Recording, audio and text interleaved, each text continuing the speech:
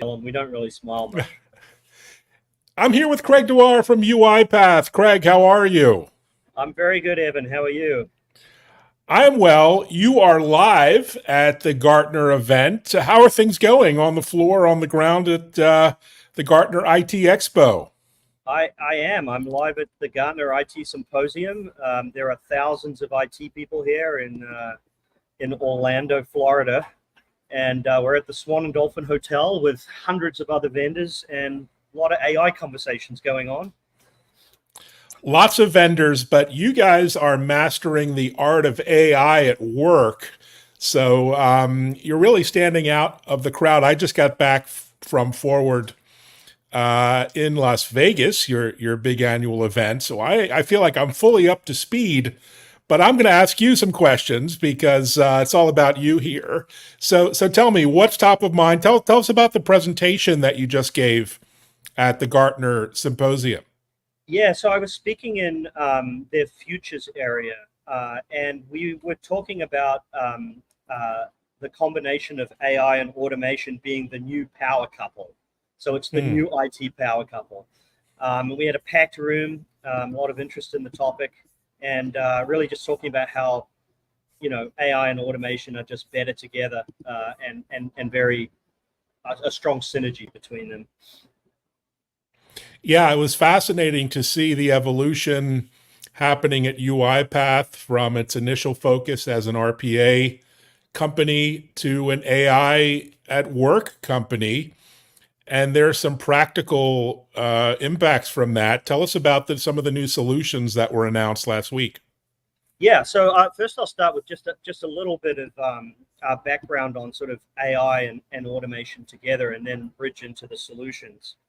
So one of the interesting things when you look at AI, that that we and customers have come to realize is the better question you can ask of an AI model, the better answer you'll get back again.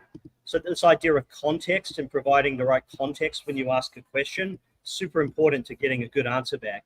The example I like to use is, if I was to ask an AI model, how do I get to the UiPath office? It's probably going to say, you should take a cab. But if I give it some real context and say, I'm at Grand Central Station in New York City, how do I get to the nearest UiPath office? It's going to say, oh, you just go outside and cross the street. It's in one Vanderbilt right there outside. So, how you ask the question and the context you give matters a lot to getting a useful answer. So automation systems like ours, we have access to a ton of context on your business processes, your data in different systems, all of these things that we know about from automations, we can use to ask good questions of AI. The second thing, before we get onto the solutions that make AI and automation a couple together, is action, this idea of action. An AI can give you an idea or a concept, but it can't actually do it. An Mm. automation platform can take action. We can call an API, we can click on a button, we can send something to a person, we can literally automate work because it's what we do. So when you combine AI and automation together, you can ask better questions of AI to get the right thing you need to do, and then you can actually do it with the automation platform. So with that said, what we announced last week and what we've been showing here are solutions that combine together automation and various types of AI, both specialized models from UiPath and generalized models from some of the hyperscalers, to help people be more productive and do their jobs better inside of our platform. And we call that Autopilot. Yeah, I saw some examples of Autopilot in action, and they were pretty phenomenal. How do you see the rollout happening within the enterprise to individual knowledge workers?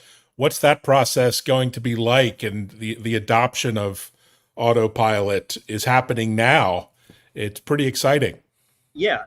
So what we're seeing is we think about Autopilot as coming in different flavors for the different solutions in our platform, and Mm. they're coming to the personas that use those solutions in a sort of rolling window. So we've started first with our developers. We've now got in preview Autopilot for Uipath apps and Autopilot for Uipath Studio, and they help a developer do things like, you can literally start with a PDF of something, a PDF of a form, and it will create a working application with all the right data entities behind it, all the right automations you need to take action on something, just from literally giving it a PDF to look at. So that's kind of the first part of our rollout, is these tools in the hands of developers. The second piece of the rollout will be something we call Uipath. We call Autopilot for Uipath Assistant. And Assistant is it's our end user technology to help you get your work done as a a general business person, like say you or I, Evan. And this will go into preview a little later in the year, or maybe early next year. And it includes some pretty interesting technology. It can do things like it can work with automations you've already created inside your company and string them together. So it can take a set of micro automations and turn them into a big process automatically using the power of Gen AI. But probably the more interesting thing is if you ask it to do something, like one of the real demos I just showed is go to my email and get the latest expense receipt that I received for my hotel when I was traveling, and put brilliant. that into Concur for me. And it can create that automation on the fly and actually, using AI, actually execute that workflow. That's just one of many fantastic examples. Tell us about some of the discussions you're having there on the ground at Gartner's symposium. You must have opportunities, different scenarios and workflows and industries. The discussions must be pretty intense. Yeah, I think there's been a couple of different scenarios that have shown up. The first one is we've had quite a lot of people who are existing customers stop by and say, "Oh, we're a Uipath customer. We use Uipath to automate X," and they're very interested in some of these new kinds of technologies and what they will enable them to do next. So I'd say that's been about maybe a third of the people I've spoken to. Then the others are finding out for the first time about what we can even do as an automation platform. I just had a long conversation with a gentleman that works in I have to be careful how I describe this, but a highly regulated industry, so I can't really name the company, but they do maintenance of nuclear equipment, and they have a very specific set of technical drawings that they want to migrate from old systems to new systems, which currently they have to have a CAD person open up and do a set of repetitive work for. The classic thing that RPA at the heart of our platform can solve, very, very easily. So there are those conversations too, where they're sort of learning about UiPath for the first time, and they're not even getting into the AI side of the house yet. They're just starting with, the basics. Well, it's always a great place to start. And, at the keynote last week at Forward, there were a number of the challenges presented with adoption of large language models and AI in the enterprise. You have data privacy issues, data protection, you have this hallucination effect. And you guys really addressed or are addressing many of those concerns with the sort of data protection layer, security layer. Explain how that works and how important that will be for rollout in the enterprise versus, the kind of Wild West that we have today out with consumers. Yeah, it's a really great point, Evan. We well, first, the sort of idea of enterprise grade reliability, security, these kinds of things are not new to us at UiPath. we've been running a cloud-based version of our offering, Uipath Automation Cloud, for many years now, and it's we've gone through the process of certifying that under various industry certifications. We're just about to complete FedRAMP for the US federal government. So the concept itself is not new. In AI, I think there's even more of a need, because not only do you have to have that kind of security and auditability, but you also have to think about the ability to make sure you're not sending private information sort of off the cloud to other back-end services. So yeah, we announced an offering called the Uipath Trust Layer, and the Uipath Trust Layer is it sits under the use of generative AI inside of our platform. So anytime in our platform we use Gen AI, it goes through the trust layer, and as a customer, you have the ability to configure the trust layer. You can set up policies to say certain models can or can't be used. You can do PII masking, so that if someone was to say send a social security number or something like that into a Gen AI question, you can strip those kinds of things out before you send the prompt to the Gen AI model, and then you can reinsert them in the answer when it comes back, so that the automation works as expected. You can audit things, so you can see the questions that are being asked and who's doing what. So it gives the the enterprise customers that we work with, government, banking, health, and so on, that have a very high security bar, the tools they need to confidently be able to adopt Gen AI inside of the Uipath Business Automation Platform. That's fantastic.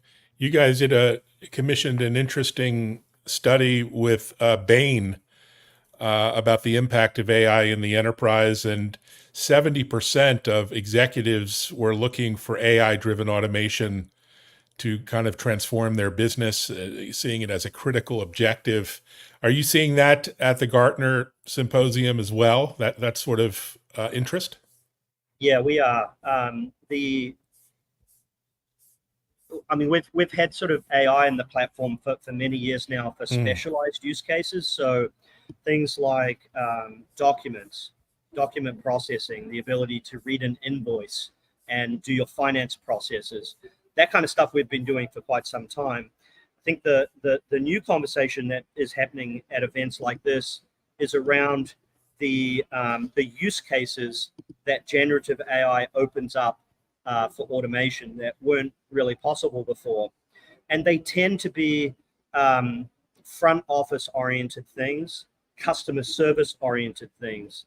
So for example, the ability to have an email that comes in, an unstructured communication, to read that email, to understand the intent of what they're asking for, to extract key pieces of information from the email, run an automation, use Gen AI to actually compose the response to that customer, where they are, all the context that has been brought through that process can be put into that response, and then allowing a human in the loop to approve it before it gets sent back again.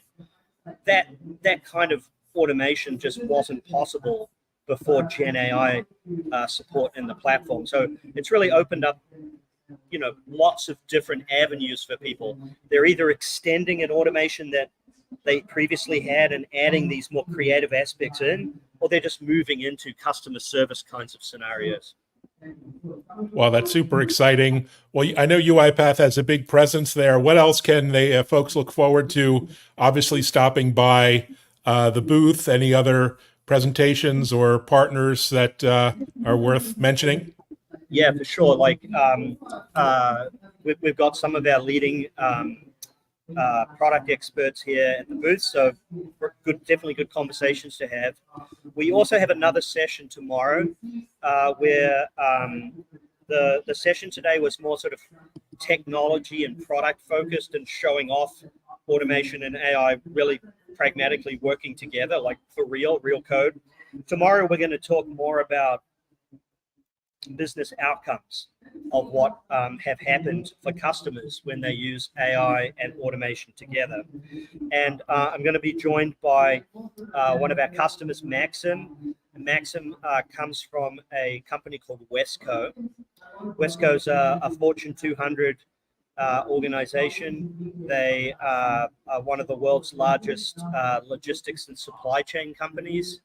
And we'll be having a conversation about how they've used the automation platform to, get some very significant business outcomes for his company. And then we'll also be talking a little bit about where they're planning to adopt new AI technology to evolve their program working moving forward. So that's tomorrow afternoon in the Swan Hotel. Fantastic. Well, congratulations on all the excitement. And I know you're busy. I'll let you get back to the partners and the customers and developers. But thanks for sharing just a little bit of insight for those of folks like myself who aren't there. So have a great show. Yeah, thanks for having me on, and look forward to speaking with you sometime soon. See you Thanks later. so much. Take care.